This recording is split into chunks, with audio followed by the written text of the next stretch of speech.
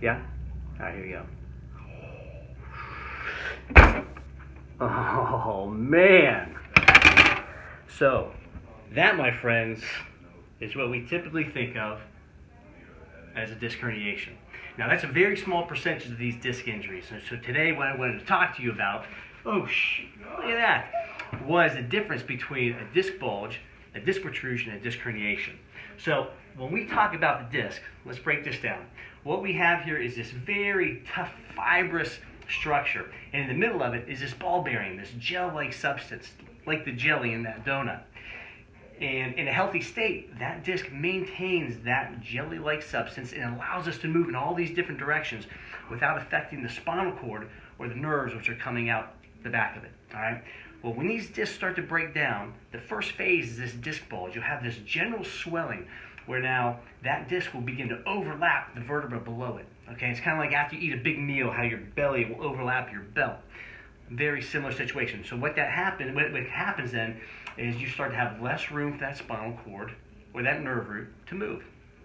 Beyond that is a disc protrusion.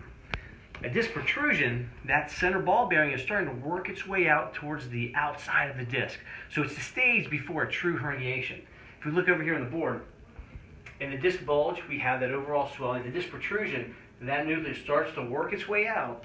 It potentially can affect the nerve root or the spinal cord, but it's still contained in the disc.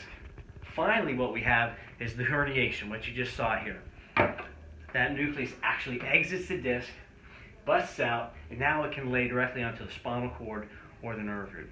So the obvious question is, well, this has got to be the most painful one, right? Well, not necessarily. When we look at the structure of our joints, what is a more critical factor is how open is that spinal canal.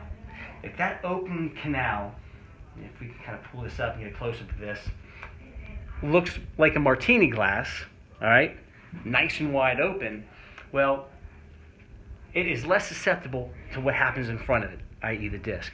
But as that martini glass starts to form into a champagne flute, it's more narrow. And now that spinal cord is more reactive to what happens in front of it. And that's why some people with major herniations have no pain, and others with mild disc bulges have excruciating pain, shooting down the leg, affecting the sciatic nerve. Coughing, sneezing, sitting, all of these can be aggravated if you have some sort of a disc issue. So I hope that clarifies matters.